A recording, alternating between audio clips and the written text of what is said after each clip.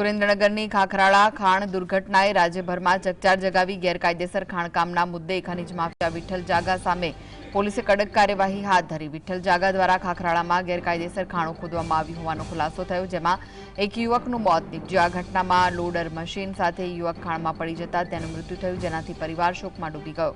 પોલીસે મૃતકના પરિવારને ન્યાય અપાવવા તપાસ શરૂ કરી। એલસીબી, એસઓજી અને સ્થાનિક પોલીસે વિઠ્ઠલ જાગા સહિત 5 ખનીજ માફિયાઓ સામે માનવવધની કલમ હેઠળ ગુનો નોંધી તેમને ઝડપી પાડવા ટીમો બનાવી। વિઠ્ઠલ જાગા હાલ ભૂગર્ભમાં હોવાનું મનાય છે। ખનીજ માફિયાઓની આ ગેરકાયદે પ્રવૃત્તિઓથી મોતના સોદાગરોની છબી ઊભી થઈ છે।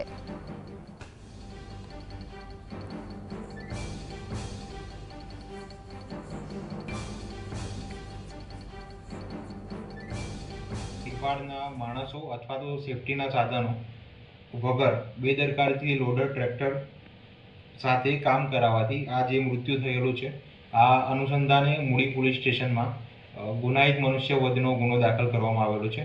તેમાં કુલ 5 આરોપીના નામ હજુ આવેલા છે। વિઠ્ઠલભાઈ જાગાભાઈ અલગોદર, ગણપતભાઈ વિઠ્ઠલભાઈ અલગોદર, જયેશભાઈ વિઠ્ઠલભાઈ અલગોદર, લાલાભાઈ વિઠ્ઠલભાઈ અલગોદર અને હીરાભાઈ વિઠ્ઠલભાઈ અલગોદર અલગ અલગ પોલીસ કર્મચારીઓ અધિકારીની ટીમ બનાવીને આ આરોપીઓ પકડવાની તજવીજ હાથ ધરવામાં આવેલ।